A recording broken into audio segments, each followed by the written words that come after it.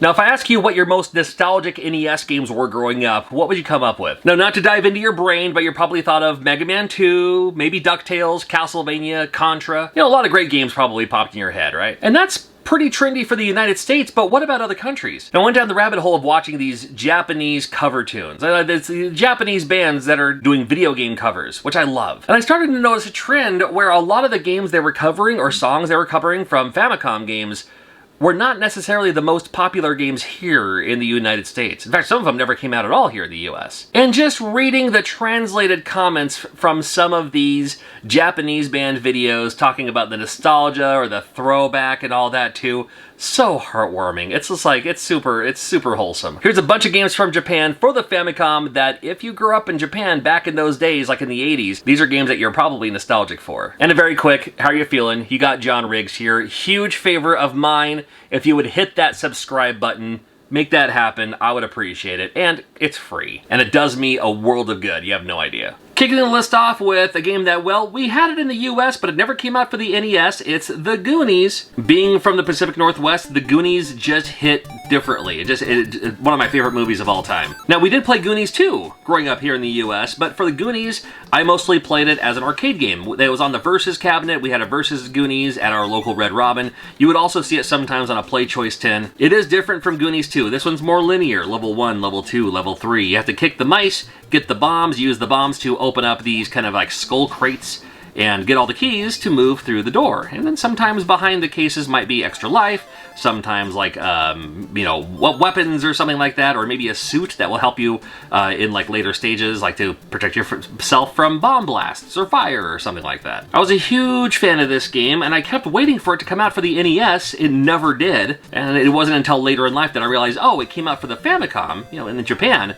Never came out here in the United States, although we did have it in the arcade at least for a little while. But if you had it for the Famicom in Japan back in the day, this was a game you probably had. And if you find this at a convention, it actually goes for relatively super cheap. So definitely worth checking out. It's The Goonies for the Famicom. I do love me some Mappy. You'll see Namcot, which is what they call Namco back there. A lot of Namco games you'll see on this list, just letting you know that in advance. Again, we had Mappy Land here in the US, not necessarily the same. This is Mappy, this is the original. They had an arcade version of this. You have no idea how long it took me to realize you could close the doors behind you. I thought you just opened them up and that was that. But you can close the doors behind you if you'd like. You're like a cop mouse, and you have to, I guess, you know, kind of retrieve all of the stolen items. I'm guessing that's what that is. I'm sure there's a story involved.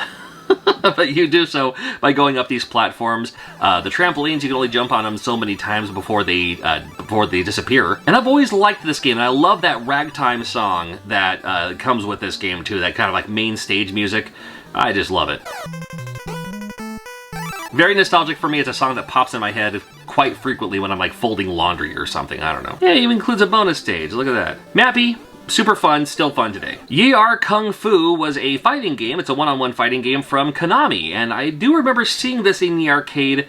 My brother played it a lot. I wasn't necessarily into it. The idea of a one-on-one fighting game at the time didn't appeal to me, but I would watch my brother play this game too. But the NES version, or the Famicom version in this case, never came out in the US.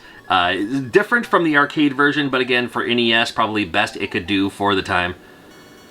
And it is exactly that. It's just a one-on-one fighting game. You're not throwing fireballs, you're not doing spin kicks and stuff. You can bounce off the walls and then kick him in the face if you'd like. You know, the different characters might have different items, not items, you know, different gimmicks. so the different enemies along the way might have a different technique that they're going to use against you, and all you have is just kung fu, I suppose, but very, very popular in Japan. I am going to add Dragon Quest to the list. Of course, we know this better as, well, it's funny, we know this better as Dragon Quest now, but for the longest time, it was Dragon Warrior.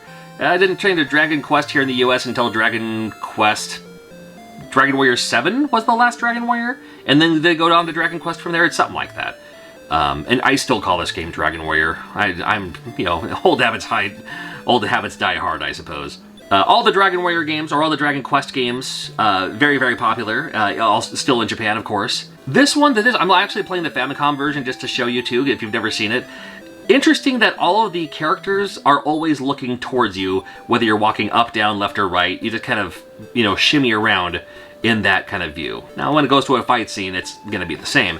But still, man, hey, look at this, a red slime.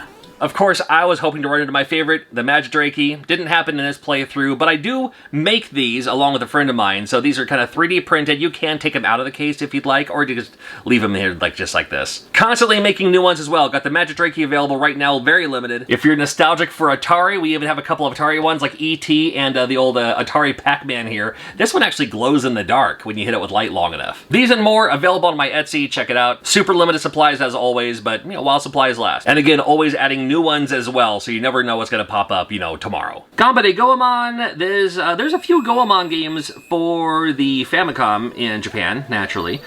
This is this one. Now, if you're familiar with Super Nintendo and you played Legend of the Mystical Ninja, one of my top 3 favorite Super Nintendo games, may even be in my top 10 favorite games of all time. Love that game. Absolutely love that game. But they had a few of them for the Famicom. So if you liked that Legend of the Mystical Ninja, you can see where it came from, the roots of it all, and it plays still very well. But this game, still iconic, still popular. Goemon, the character, just, you see him a lot. And has made other appearances along the way as well. But it all started with the Famicom, with Ganbare Goemon. Very cool. And from Konami. It's a game I wish we would have had here. I guess it would have been kind of culturally interesting. Maybe I'm glad it didn't.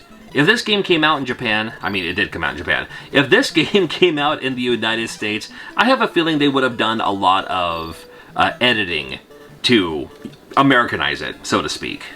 I have a feeling they would, but yeah, you never know. Hey, what about Pac-Land? Now, Pac-Land also was in the arcade. I know this game best for the TurboGrafx-16. It took me years to realize that they actually had a Famicom version of this. I was like, there's no way it's on the Famicom. It's gotta be a bootleg. But no, it officially came out for the Famicom. Is Pac-Land. Almost based like on the cartoon. So it has like the cartoony graphics, the music in the background is the theme song from the cartoon. Interesting controls, same as the arcade, where instead of having a controller and then the jump button, you have 3 buttons, basically. There's a run left button and a run right button. And, running right, you have to go tap, tap the button, and if you want to slow down, you can stop pushing it, or maybe tap the other direction to kind of, put on the brakes. And then there's a jump button. The jump button on the Famicom is the D-pad. I know, it's kind of mixed up, right? So it's like A and B are moving left and right, and then the D-pad is jump. Well, you do kind of get used to it, believe it or not. But the Famicom version plays interesting, much better on the TurboGrafx-16, but, hey, it came out for the Famicom. Same with Twinbee. I love Twinbee. Now, we had Stinger. From what I understand, Stinger, for the US, was the second Twinbee game. Now, they have like 3 Twinbee games in Japan, and this was the first one.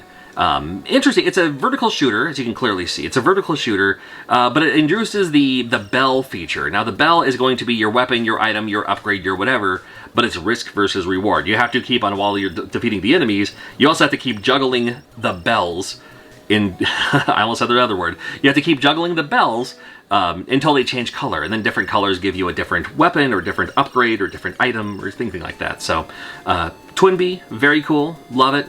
Dragon Buster came out as well for the Famicom, didn't come out here. Maybe not as popular, but still very popular enough where it made an impact, and they made sequels to it and everything too. This is the first one though, and from what I understand, and somebody can correct me, please correct me if you will, Dragon Buster may have been the first game that features a double jump. You can double jump in this game, and this game may have been, what is that title running gun? Zane to Selena, something like that, also has a double jump. I think this came out first. I don't know, but anyway, I'm pretty sure this game is the first game that actually featured a double jump. But you're running, you use your sword, and you move on, and then once you get to the next part, then the other place, collapses, kind of like the castles in Super Mario World, and you keep going from there. So, we have Star Force. Now, this game did come out in the United States, and it seems more popular in Japan than it was here. Now, here in the United States, we had games like Life Force and Gradius. Gradius also super popular there, too, but it seems like Life Force was like the big popular game here, as far as like the side-scrolling shooters go. Like the space shooters, whether it be, vertical or horizontal, doesn't matter. And Life Force, you get both, really.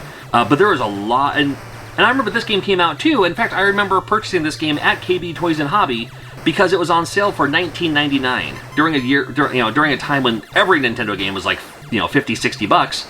I was like, 20 bucks? I can afford a game for 20 bucks, so I bought it anyway. And I viewed that as being a cheaper than game, and when I played it, I was like, it's worth 20 bucks, I don't mind. Decent shooter, and spawned off some, a couple sequels that are really cool. But it seems like this game was covered enough by enough of those Japanese cover bands that it's like, well, this game must have had an impact because there's a lot of people who are checking this game out of all the shooters that we had on the NES. And not to be confused, we have Star Luster as well, Star Luster. This is more of a space simulation where it's like you're actually looking through the cockpit and you can zoom around and, you know, shoot down the other enemies and stuff like that too. I'm sure there is a name for this style of game. There's several of them out there. This one, man, seemed to be just like the classic standard. Tower of Druaga, is that right? Tower of Druaga? No, this is a game, I've seen it pop up a few times. I've played it a couple of times, haven't really played deeply into it, but very maze-like. I mean, I don't even need to tell you that, you can clearly see it. But when you hold your button down, you hold your sword out, and that's how you kind of defeat the enemies. Of course, when you let go of the sword button, then you know, have your shield present. So maybe later enemies will have arrows or something that can bounce off your shield if you're not, you know, holding your sword out to attack the enemies and all that. Not exactly sure. I haven't played this a whole lot, but just the idea of like running around a maze, finding the key, going through the door. Is it different every time you play it? Is this a roguelike? Is it a roguelite? I don't know. I like light. Try roguelite. What? This game, oh boy. Okay, how do you pronounce this? Yokai Dochuki, which is that Shadowland? Is that right? That's not what it translates to. Yokai Dokuchi. Wait, what? Yokai Dochuki. That's what I'm trying to say here. Super fun platformer on this game. I'm sure it came out as an arcade game. I like games that feature the weird Japanese ghosts. Give me all those games that featured the weird cycloptic umbrella sticking its tongue out. You know, give me all those kind of games. And this game, if you haven't checked it out yet, because it's a Japanese game that never came out in the US, very, very fun. If you like these kind of games, hey, trust me, you're gonna have a good time with this game for sure. I wish we would have had it though. I wish it would have come out in the US. I think it would have been more popular.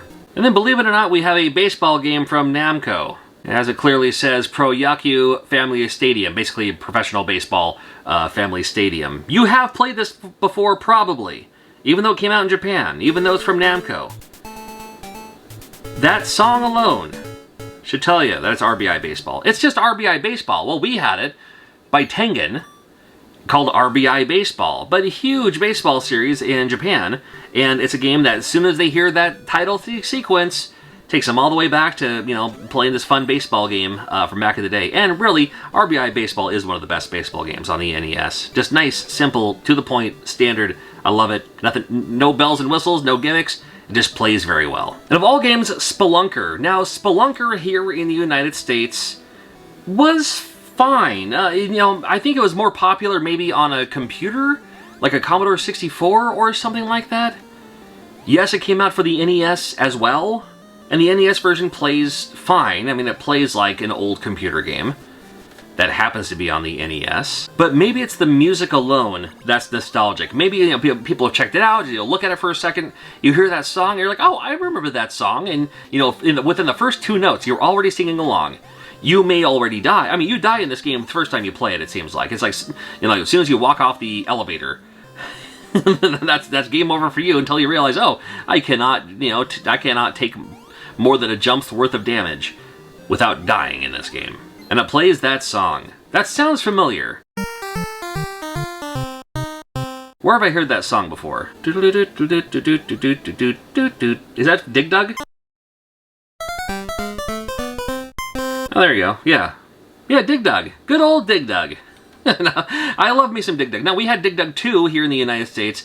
Didn't have the first Dig Dug, and I loved the arcade Dig Dug. But we did get Dig Dug for the Famicom in Japan, and, you know, what a way to play it at home. We should have had Dig Dug. And Space Invaders. Space Invaders came out for the Famicom. I'm not talking about that because it didn't really show up on the list. I guess it really doesn't have background music to perform, but still. I will also have linked in the description a couple of those YouTube channels. They're Japanese channels, but they do video game cover tunes in a very cool way. You know, there's the whole orchestra one, fantastic. You got to watch those videos. And then the ones where like the three people are playing the xylophone all at the same time. That's all. Is it called the xylophone? Marimba? No, it's a xylophone. It's got to be a xylophone. Anyway, a lot of great stuff out there.